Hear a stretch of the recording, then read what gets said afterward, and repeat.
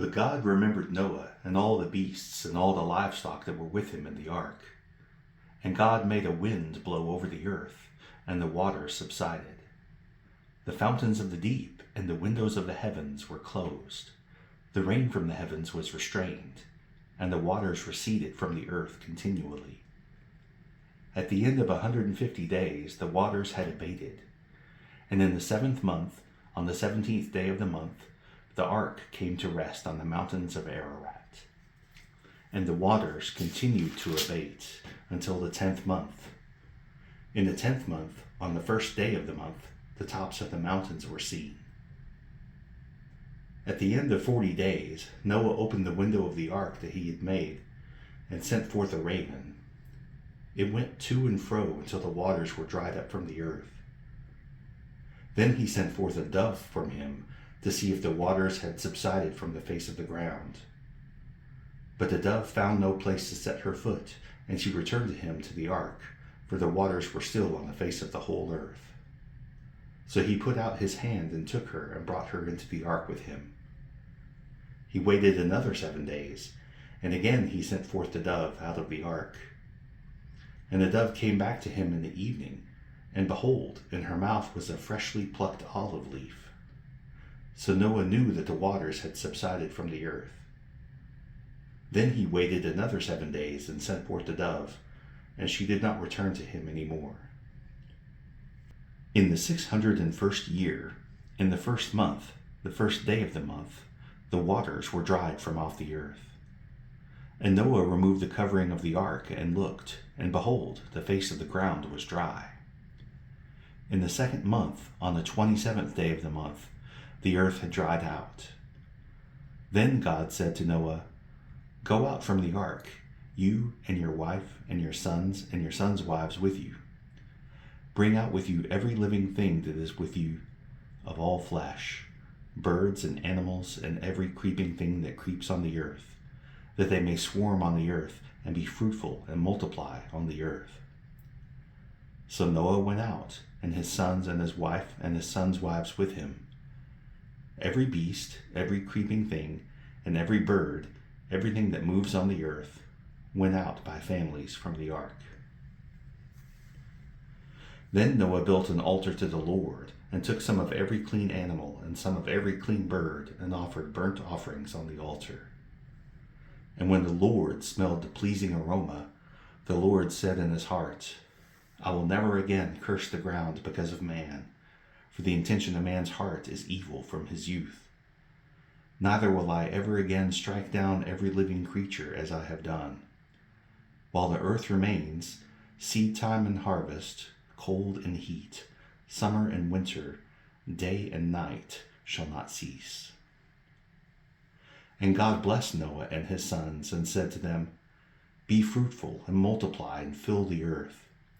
The fear of you and the dread of you shall be upon every beast of the earth, and upon every bird of the heavens, upon everything that creeps on the ground, and all the fish of the sea. Into your hands they are delivered. Every moving thing that lives shall be food for you. And as I gave you the green plants, I give you everything. But you shall not eat flesh with its life, that is, its blood. And for your lifeblood I will require a reckoning.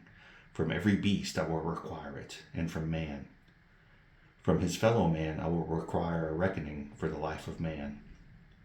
Whoever sheds the blood of man, by man shall his blood be shed, for God made man in his own image. And you, be fruitful and multiply, teem on the earth and multiply in it." Then God said to Noah and to his sons with him, "Behold, I establish my covenant with you and your offspring after you, and with every living creature that is with you, the birds, the livestock, and every beast of the earth with you, as many as came out of the ark. It is for every beast of the earth. I establish my covenant with you, that never again shall all flesh be cut off by the waters of the flood, and never again shall there be a flood to destroy the earth." And God said, "This is the sign of the covenant that I make between me and you and every living creature that is with you for all future generations. I have set my bow in the cloud, and it shall be a sign of the covenant between me and earth. When I bring clouds over the earth, and the bow is seen in the clouds, I will remember my covenant that is between me and you and every living creature of all flesh. And the water shall never again become a flood to destroy all flesh. When the bow is in the clouds, I will see it and remember the everlasting covenant between God and every living creature of all flesh that is on the earth. God said to Noah, "This is the sign of the covenant that I have established between me and all flesh that is on the earth." The sons of Noah who went forth from the ark were Shem, Ham, and Japheth. Ham was the father of Canaan. These three were the sons of Noah, and from these the people of the whole earth were dispersed. Noah began to be a man of the soil, and he planted a vineyard. He drank of the wine and became drunk and lay uncovered in his tent. And Ham, the father of Canaan, saw the nakedness of his father and told his two brothers outside. Then Shem and Japheth took a garment, laid it on both their shoulders, and walked backward and covered the nakedness of their father. Their faces were turned backward, and they did not see their father's nakedness. When Noah awoke from his wine and knew what his youngest son had done to him, he said, "Cursed be Canaan, a servant of servants shall he be to his brothers." He also said, "Blessed be the Lord, the God of Shem, and let Canaan be his servant. May God enlarge Japheth, and let him dwell in the tents of Shem, and let Canaan be his servant." After the flood, Noah lived 350 years. All the days of Noah were 950 years, and he died. These are the generations of the sons of Noah, Shem, Ham, and Japheth. Sons were born to them after the flood. The sons of Japheth: Gomer, Magog, Madai, Javan, Tubal, Meshech, and Tiras. The sons of Gomer: Ashkenaz, Riphath, and Togmarath. The sons of Javan: Elisha, Tarshish, Kittim, and Dodanim. From there the coastland people spread in their lands, each with his own language, by their clans and their nations. The sons of Ham: Cush, Egypt, Put, and Canaan. The sons of Cush: Seba, Havilah, Sabta, Rama, and Sabteca. The sons of Rama: Sheba and Dedan. Cush fathered Nimrod. He was the first on the earth to be a mighty man. He was a mighty hunter before the Lord. Therefore it is said, "Like Nimrod, a mighty hunter before the Lord." The beginning of his kingdom was Babel, Erech, Akkad, and Calneh, in the land of Shinar. From that land he went to Assyria, and built Nineveh, Rehoboth-ir, Calah, and Resen between Nineveh and Calah, that is, the great city. Egypt fathered Ludim, Anamim, Lehabim, Naphtuhim, Pathrusim, Kashluhim, from whom the Philistines came, and Kaphtarim. Canaan fathered Sidon his firstborn, and Heth, and the Jebusites, the Amorites, the Girgashites, the Hivites, the Archites, the Sinites, the Arvadites, the Zamarites, and the Hamathites. Afterward the clans of the Canaanites dispersed, and the territory of the Canaanites extended from Sidon in the direction of Gerar as far as Gaza, and in the direction of Sodom, Gomorrah, Admah, and Zeboim as far as Lasha. These are the sons of Ham, by their clans, their languages, their lands, and their nations. To Shem also, the father of all the children of Eber, the elder brother of Japheth, children were born. The sons of Shem: Elam, Ashur, Arphaxad, Lud, and Aram. The sons of Aram: Uz, Hul, Gether, and Mash. Arphaxad fathered Shelah, and Shelah fathered Eber. To Eber were born two sons. The name of the one was Peleg, for in his days the earth was divided, and his brother's name was Joktan. Joktan fathered Almodad. Shepheth, Hazmarveth, Jerah, Hadaram, Uzal, Dikla, Obal, Abimael, Sheba, Ophir, Havilah, and Jobab. All these were the sons of Joktan. The territory in which they lived extended from Mesha in the direction of Sephar to the hill country of the east. These are the sons of Shem, by their clans, their languages, their lands, and their nations. These are the clans of the sons of Noah, according to their genealogies, in their nations, and from these the nations spread abroad on the earth after the flood.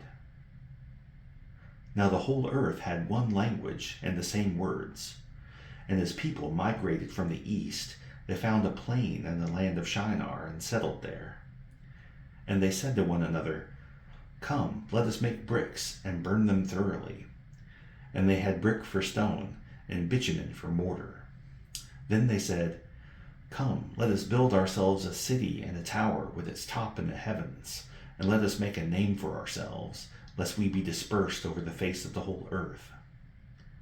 And the Lord came down to see the city and the tower which the children of man had built. And the Lord said, "Behold, they are one people, and they have all one language, and this is only the beginning of what they will do. And nothing that they propose to do will now become impossible for them. Come, let us go down and there confuse their language, so that they may not understand one another's speech." So the Lord dispersed them from there over the face of all the earth, and they left off building the city. Therefore its name was called Babel, because there the Lord confused the language of all the earth. And from there the Lord dispersed them over the face of all the earth. These are the generations of Shem. When Shem was 100 years old, he fathered Arphaxad 2 years after the flood. And Shem lived after he fathered Arphaxad 500 years and had other sons and daughters. When Arphaxad had lived 35 years, he fathered Shelah. And Arphaxad lived after he had fathered Shelah 403 years and had other sons and daughters. When Shelah had lived 30 years, he fathered Eber. And Shelah lived after he had fathered Eber 403 years and had other sons and daughters. When Eber had lived 34 years, he fathered Peleg. And Eber lived after he fathered Peleg 430 years and had other sons and daughters. When Peleg had lived 30 years, he fathered Reu. And Peleg lived after he fathered Reu 209 years and had other sons and daughters. When Reu had lived 32 years, he fathered Serug. And Reu lived after he fathered Serug 207 years and had other sons and daughters. When Serug had lived 30 years, he fathered Nahor. And Serug lived after he fathered Nahor 200 years and had other sons and daughters. When Nahor had lived 29 years, he fathered Terah. And Nahor lived after he fathered Terah 119 years and had other sons and daughters. When Terah had lived 70 years, he fathered Abram, Nahor, and Haran. Now these are the generations of Terah. Terah fathered Abram, Nahor, and Haran. And Haran fathered Lot. Haran died in the presence of his father Terah in the land of his kindred, in Ur of the Chaldeans. And Abram and Nahor took wives. The name of Abram's wife was Sarai, and the name of Nahor's wife Milcah, the daughter of Haran, the father of Milcah and Ishka. Now Sarai was barren, she had no child. Terah took Abram his son, and Lot the son of Haran his grandson, and Sarai his daughter-in-law, his son Abram's wife, and they went forth together from Ur of the Chaldeans to go into the land of Canaan. But when they came to Haran, they settled there. The days of Terah were 205 years, and Terah died in Haran. Psalm 3. O Lord, how many are my foes? Many are rising against me. Many are saying of my soul, there is no salvation for him in God. But you, O Lord, are a shield about me, my glory and the lifter of my head. I cried aloud to the Lord, and he answered me from his holy hill. I lay down and slept. I woke again, for the Lord sustained me. I will not be afraid of many thousands of people who have set themselves against me all around. Arise, O Lord, save me, O my God, for you strike all my enemies on the cheek. You break the teeth of the wicked. Salvation belongs to the Lord. Your blessing will be on your people.